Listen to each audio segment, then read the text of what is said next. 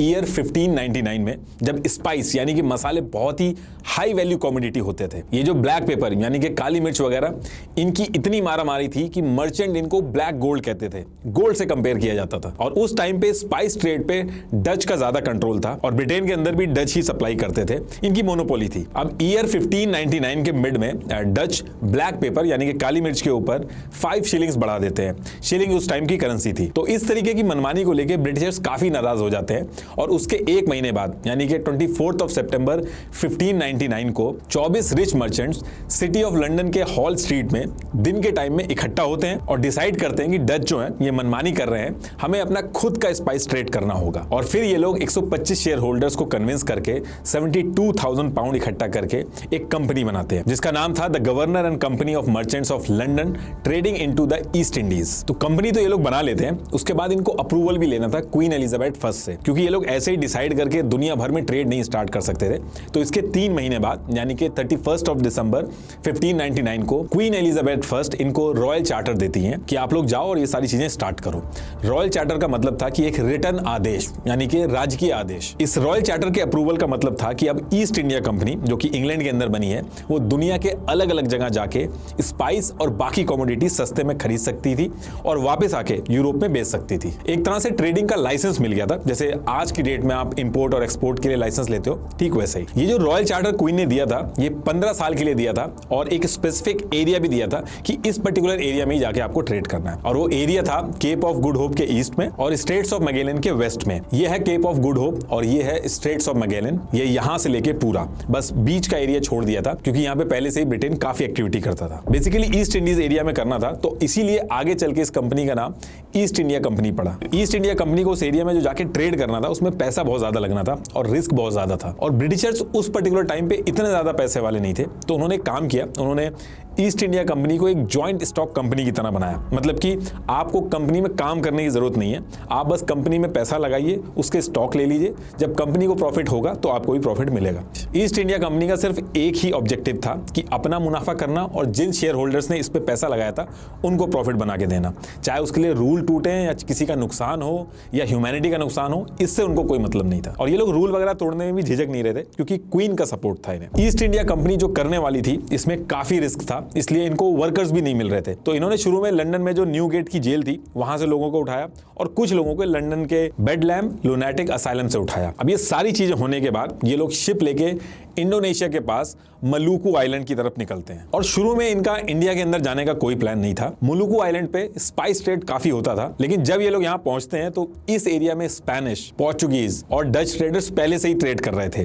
Dutch trader की United east India company उस area की बहुत ही बड़ी कंपनी थी, इनकी आर्मी बहुत बड़ी थी। तो ईस्ट इंडिया कंपनी जब यहाँ पहुंचती है तो इनकी दाल गल नहीं पाती है, ऑलरेडी ये लोग काम कर रहे थे और इनको भगा दिया जाता है और ये लोग वहां से फिर वापस इंग्लैंड आ जाते हैं। अब इसके बाद दोबारा से प्लान बनाते हैं उस एरिया में जाने का, लेकिन इस बार ये ट्राई करते हैं कि इंडिया में जाएंगे। अब इंडिया के अंदर जो पोर्चुगीज थे वो ईयर 1498 से ही ट्रेड कर रहे थे, लेकिन उसके बाद भी ये डिसाइड करते हैं कि इंडिया के अंदर जाके लोग ट्रेड करेंगे। तो ईयर 1608 को विलियम हॉकिंस जो ईस्ट इंडिया कंपनी के डिप्लोमेट बने थे, उनको एक शिप दे दी जाती है और इस शिप को लेके 24 अगस्त 1608 को ये पहली बार इंडिया के सूरत में पहुंचते हैं। उस टाइम पे मुगल्स का साम्राज्य था और जो ब्रिटेन था उस टाइम पे इंडिया के कंपैरेटिवली एक गरीब देश था। उस टाइम पे इंडिया को एक इंडस्ट्रियल पावर हाउस माना जाता था और एक दो एरिया की बात नहीं थी, उस टाइम पे पूरी दुनिया में टेक्सटाइल मैन्युफैक्चरर था इंडिया। इसके साथ साथ मुगल्स जो थे वो भी बहुत पावरफुल थे, तो इंडिया पूरे वर्ल्ड में उस टाइम पे एक सुपर पावर की तरह था। 24 अगस्त 1608 को विलियम हॉकिंस इंडिया के सूरत में पहुंचते हैं। सूरत में पहुंचने के बाद विलियम को समझ में आ गया था कि यहाँ पे ऑलरेडी जो पोर्चुगीज ट्रेडर्स हैं, इनकी मुगल से अंडरस्टैंडिंग काफी ज्यादा है और ये काफी टाइम से ट्रेड कर रहे हैं। और विलियम को ये भी समझ में आ गया कि अगर यहाँ भी ट्रेड करना है तो मुगल्स जो हैं उनको इंप्रेस करना होगा, उनकी परमिशन लेनी होगी। और उस टाइम पे आगरा जो था वो कैपिटल था इंडिया का और वहीं से सारे अप्रूवल वगैरह मिलते थे। तो विलियम सूरत से उठ के सीधे आगरा पहुंचते हैं और जैसे तैसे करके जहांगीर से बात करने की कोशिश करते हैं और जहांगीर को इंप्रेस करने के लिए काफी चापलूसी भी करते हैं। जैसे ये थे गोरे, लेकिन ये अफगान ड्रेस पहन के गए वहां पे और टूटी फूटी टर्किश लैंग्वेज में बात करने की कोशिश कर रहे थे और कई तरीके के गिफ्ट्स भी लेके गए थे। अब पहली चीज, जो मुगल्स थे वो ब्रिटिशर्स के साथ काम करके पोर्चुगीज ट्रेडर को नाराज नहीं करना चाहते थे। और दूसरी चीज, मुगल्स ब्रिटिशर्स को काफी गंवार और असभ्य समझते थे, तो इनको बिल्कुल भी एंटरटेन नहीं किया। और ब्रिटेन में 24 मार्च 1603 क्वीन एलिजाबेथ फर्स्ट की डेथ हो जाती है और सेम डे ब्रिटेन के नए किंग बनते हैं किंग जेम्स। इसके बाद ईस्ट इंडिया कंपनी के जो डायरेक्टर थे वो किंग जेम्स से मिलते हैं और उनसे रिक्वेस्ट करते हैं कि अगर वो ऑफिशियल डिप्लोमेट भेजेंगे तो उनकी बात ज्यादा सीरियसली ली जाएगी और हो सकता है उनका काम बन जाए। किंग जेम्स जो थे वो इस बात को मान जाते हैं और 18 सितंबर 1615 को अपना एक official ambassador sir Thomas Roe को शिप से सूरत भेजते हैं। सर थॉमस एक स्मार्ट आदमी था, उसने विलियम हॉकिंस की तरह गलतियां नहीं की। वो जहांगीर से जाके मिला और उसने जहांगीर को इंग्लैंड से ट्रेड करने के फायदे समझाए। उसने समझाया कि जब ईस्ट इंडिया कंपनी यहां पे आके ट्रेड करेगी तो सालाना आपको पैसा देगी ट्रेड करने का, इससे आपका भी फायदा होगा। जहांगीर को थॉमस की बात समझ में आती है और 3 साल लगातार ट्राई करने के बाद जहांगीर एक शाही फरमान जारी करते हैं जिसमें लिमिटेड एरिया में ईस्ट इंडिया कंपनी को ट्रेड करने के लिए अलाउ किया जाता है और इसके बदले में ईस्ट इंडिया कंपनी साल का पैसा देगी। तो सबसे पहले सूरत में फैक्ट्री खोलने को अलाउ करते हैं विद लिमिटेड ट्रेडिंग राइट्स। अब इसके बाद सर थॉमस इंग्लैंड वापस आने के बाद ईस्ट इंडिया कंपनी के जो डायरेक्टर थे इनको समझाते हैं कि मुगल्स काफी स्ट्रांग है, इनसे लड़ाई करना कोई ऑप्शन नहीं है, इसलिए तुम अंदर लैंड में घुसने की बजाय जितने भी सी पोर्ट्स हैं उनके थ्रू अपना ट्रेड करो और इंडिया से सस्ते में सामान खरीद के यूरोप में महंगे में बेचो। तो ईस्ट इंडिया का काम जो था वो इंडिया के अंदर स्टार्ट तो हो गया था, लेकिन इनके एम्बिशंस बहुत बड़े बड़े थे। तो इन्होंने गोलकोंडा के सुल्तान से बात करके आंध्र प्रदेश के मछलीपट्टनम में परमिशन लेके दूसरी फैक्ट्री खोल ली। इसके बाद ईयर 1620 में पटना में तीसरी कंपनी खोली, लेकिन वो चली नहीं तो 1 साल में बंद करना पड़ा उसको। ईस्ट इंडिया कंपनी को शुरू में इंडिया के अंदर ऑप्शंस कम मिल रहे थे, लेकिन आने वाले 20 साल तक इनको जहां जहां भी मौके मिले इन्होंने अपना जो ट्रेडिंग का वॉल्यूम था वो बहुत तेजी से बढ़ाया और जिस एरिया में थे वहां पे अपनी पकड़ बहुत मजबूत कर रहे थे, क्योंकि जहां जहां पे ये लोग ट्रेड स्टार्ट कर रहे थे वहां पे डेवलपमेंट भी हो रहा था, तो लोग भी उस एरिया में ज्यादा सेटल हो रहे थे। इसके बाद साल आता है 1640 और तब तक ये अपने पैर काफी जमा चुके थे। इनको रियलाइज हुआ कि विजयनगर एम्पायर जो है वो काफी कमजोर हो रहा है, तो ये लोग अभी तक तो कहीं भी लड़ाई वगैरह नहीं करते थे, बस एरिया देख के राजा को अलग अलग तरीके से लालच देते थे और ट्रेड करने के ऑप्शन देखते थे। तो सेम चीज इन्होंने विजयनगर के राजा के साथ भी की, कोई लड़ाई झगड़ा नहीं किया, उनको कन्विंस करा कि उनका कैसे फायदा हो सकता है और उस एरिया में जाके ट्रेड करने की बात करी। और फायदे की बात सुनकर राजा ने इनको 3 माइल्स लॉन्ग एक एरिया दे दिया और ये जो एरिया था एक फिशिंग विलेज था जिसको मद्रासपट्टनम कहते थे। इनको यहाँ पे एक एरिया मिला तो इन्होंने किले वगैरह भी बना लिए थे और इस एरिया में जो फोर्ट बनाया था उसको ब्रिटिशर्स ने नाम दिया था फोर्ट सेंट जॉर्ज और फिर इसी एरिया में कुछ पार्ट और जुड़ा और आगे चल के इसका नाम मद्रास पड़ा। तो कई सालों तक यहाँ ट्रेड किया इन्होंने। उसके बाद ईयर आता है 1662 और उस टाइम के इंग्लैंड के राजा थे चार्ल्स II। उन्होंने पोर्चुगीज क्वीन कैथरीन से शादी की, तो दहेज में एक आइलैंड मिलता है इनको इंडिया के अंदर जिसपे पोर्चुगीज का कब्जा था। इस आइलैंड को बुम्बई बोला जाता था, जिसे आज की डेट में हम लोग मुंबई बोलते हैं। और जब ये एरिया ब्रिटेन को दहेज में मिलता है तो ईस्ट इंडिया कंपनी के लिए बड़ा आसान था यहाँ पे ट्रेड करना। तो इस तरीके से बॉम्बे भी ईस्ट इंडिया कंपनी के पास आ जाता है। अब ब्रिटिशर्स जो थे वो ट्रेड करके कमा तो रहे थे, लेकिन सब सी पोर्ट पे ही ट्रेड कर रहे थे क्योंकि मुगल्स इनको घुसने नहीं दे रहे थे सही से। उस पर्टिकुलर टाइम पे बंगाल का जो एरिया था इंडिया के अंदर, उसमें आज के टाइम का ओडिशा, बंगाल, बांग्लादेश और बिहार आता था। तो उस टाइम पे बंगाल सूबे का जो गवर्नर था शाइस्ता खान, जो कि मुगल एम्परर औरंगजेब का मामा था और ईस्ट इंडिया कंपनी को ज्यादा पसंद नहीं करता था। तो स्पेशली इनको मनाने के लिए बंगाल के अंदर अच्छे से ट्रेड कर पाए, east India company William hedges को भेजती है और विलियम काफी हद तक कामयाब भी होते हैं इस चीज में और एग्रीमेंट वगैरह करके छोटे लेवल पे ट्रेड भी स्टार्ट हो जाता है ईस्ट इंडिया कंपनी का बंगाल के अंदर। अब होता क्या है कि ईयर 1681 में ईस्ट इंडिया कंपनी का डायरेक्टर चेंज होता है जिसका नाम था जोशिया चाइल्ड।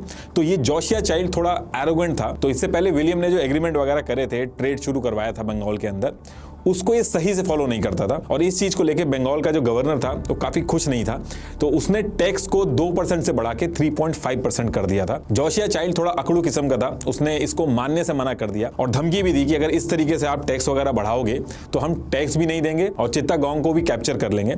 लेकिन जो गवर्नर था वो इनकी सुनता नहीं है और टैक्स अप्लाई कर देता है और ये सारी चीजें ईयर 1686 में चल रही थी और जोशिया इतना ज्यादा गुस्सा हो जाते हैं कि इस चीज को लेके वो अटैक करने की सोचते हैं और लंदन से 19 वॉरशिप, 200 कैनन्स और 600 सोल्जर्स बुला के मुगल्स के ऊपर अटैक कर देते हैं। ये पहली बार हुआ था जब ईस्ट इंडिया कंपनी ने लालच या फिर धोखाधड़ी के अलावा डायरेक्ट वॉर करी थी। लेकिन मुगल्स बहुत ही ज्यादा स्ट्रांग थे, उन्होंने ईस्ट इंडिया कंपनी को बुरी तरीके से हरा दिया और इनके जो लोग काम करते थे उनको सूरत और ढाका में कैदी बना दिया था और जो इनकी फैक्ट्रीज थी हुगली, पटना, कासिम बाजार, मसूलीपट्टनम और विशाखापट्टनम में इन सारी फैक्ट्रीज को अपने कब्जे में कर लिया और सूरत की फैक्ट्री को बंद कर दिया और बॉम्बे में ये जो ट्रेड कर रहे थे उस पर कब्जा कर लिया। और ये वो टाइम था जब ईस्ट इंडिया कंपनी को समझ में आ गया था कि उन्होंने बहुत ही भारी गलती कर दी है। इतने सालों की मेहनत उनकी सब पानी में चली गई थी। लेकिन बहुत शातिर थे, इन्होंने ईगो नहीं दिखाया बल्कि माफी मांगना चालू किया, यहां तक कि पैरों तक में पड़ गए। कई सालों तक माफी मांगी। मुगल्स को भी जो ट्रेड से टैक्स का पैसा आता था उसकी आदत लग चुकी थी। और फिर इसके कुछ साल बाद ईयर 1690 में इनको माफ कर दिया जाता है,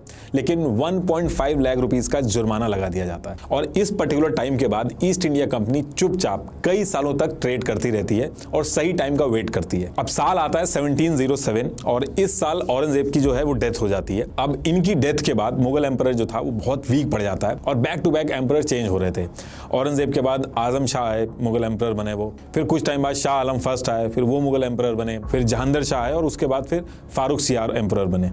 अगले 10 साल तक यही सब चलता रहता है और मुगल एम्पायर बहुत ही ज्यादा वीक हो गया होता है। अब इसके बाद ईयर आता है 1717 और उस टाइम पे मुगल एम्परर थे फारूक। अब जैसे कि मैंने बताया था कि ईस्ट इंडिया कंपनी शुरू से ही बंगाल के अंदर ट्रेड करना चाहती थी, क्योंकि यहां से ट्रेड करके लोग बहुत ज्यादा कमाते थे। अब इस चीज के लिए इन्होंने एम्परर फारूक को बैक टू बैक गिफ्ट भिजवाना चालू किया। और एक William Hamilton east India company का एक सर्जन था, उसने फारूक की कोई एक बीमारी भी सही कर दी थी। अब इस चीज से फारूक जो था वो बहुत ही इंप्रेस हुआ और ईस्ट इंडिया कंपनी की रिक्वेस्ट पे फारूक ने बंगाल के सूबेदार यानी गवर्नर को फरमान भेजा कि east India company free trade करेगी, मतलब कि जो इंपोर्ट और एक्सपोर्ट होंगे उसके ऊपर अलग से टैक्स नहीं जाएगा और जो सालाना टैक्स जाता था वो जाएगा। मतलब कि जो इंपोर्ट एक्सपोर्ट सामान इधर से उधर जो जाता है उस पर टैक्स नहीं लगेगा, अब वो फ्री में करेंगे।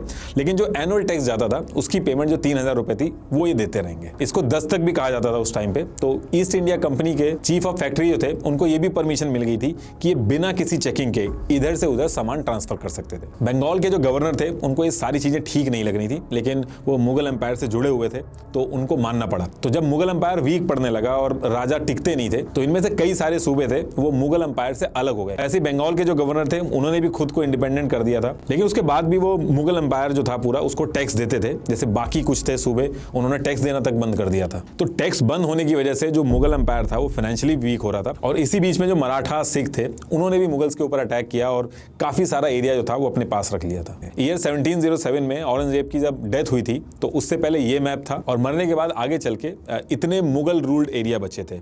मुगल का पूरा खजाना खाली हो गया था। मुगल एम्पायर के पास रेवेन्यू का एक ही सोर्स बचा था, वो था बंगाल। सिर्फ बंगाल से ही टैक्स रेवेन्यू आता था, बाकी सब जगह से बंद हो गया था और वो सब इंडिपेंडेंटली काम कर रहे थे अपना। अब इसके बाद होता क्या है कि ईयर 1756 में बंगाल के जो नवाब थे अलीवर्दी खान, इनकी डेथ हो जाती है और बंगाल के नए नवाब बनते हैं सिराजुद्दौला। बंगाल जो था वो ईस्ट इंडिया कंपनी शुरू से अपने कंट्रोल में रखना चाहती थी और सिराज ने जो झटका ईस्ट इंडिया कंपनी को दिया था वो पहली बार ईस्ट इंडिया कंपनी को मिला था। इससे पहले ईस्ट इंडिया कंपनी कभी लालच देके, कभी चापलूसी करके, कुछ गिफ्ट भिजवा के, पैसे का यूज करके अपना काम निकाल लेती थी। लेकिन यहां पे पहली बार ऐसा हुआ था जब ईस्ट इंडिया कंपनी को डायरेक्ट लड़ाई में उतरना पड़ा। तो साउथ में जो ईस्ट इंडिया कंपनी जहां पे बसी हुई थी वहां से रॉबर्ट क्लाइव जो थे उनको भेजती है कि ये जो सिराज ने किया है इसको वहां पे जाके आप सही करके आओ, क्योंकि ये बहुत ही मुनाफे वाली जगह है तो इसको हम छोड़ नहीं सकते। और यहां पे भी ईस्ट इंडिया कंपनी ने डायरेक्ट लड़ाई करने की बजाय काफी पॉलिटिक्स खेली। मीर जाफर जो सिराज के आर्मी कमांडर थे वो खुद राजा बनना चाहते थे। दूसरी चीज वहां पे एक जगह सेट करके एक आदमी था, वो बहुत ही रिच था, वो लोन वगैरह देता था, तो जिसको डर था कि सिराज शायद उस पर हमला कर देगा। तो इन दोनों से रॉबर्ट क्लाइव मिलते हैं और दोनों से मिलके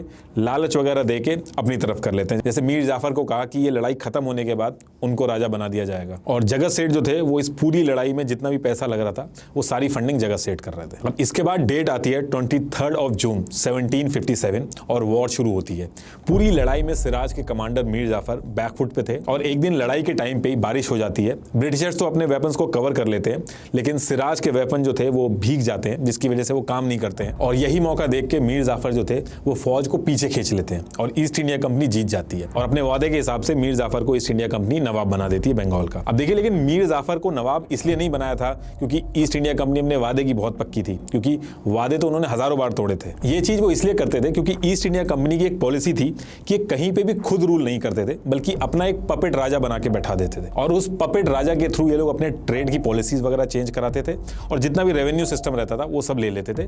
कुल मिला के सारी रिसोर्सेज और पैसे पे इनका कंट्रोल रहता था और लोगों को संभालने के लिए ये लोग राजा रख देते थे, क्योंकि अगर ये खुद राज करते थे उनको पूरे राज्य का एडमिनिस्ट्रेशन संभालना पड़ता, जिसमें बिल्कुल भी इंटरेस्टेड नहीं थे। आज इसने चोरी कर दी, कल को उसने इसको मार दिया। और वैसे भी अगर रातों रात कोई गोरा अगर राजा बन के बैठ जाएगा तो ये भी हो सकता है जो वहां की लोकल जनता है वो रिवॉल्ट भी कर सकती है। तो इन सारी चीजों से बचने के लिए हमेशा ये लोग अपना पपेट राजा बैठाते थे, खुद रूल नहीं करते थे।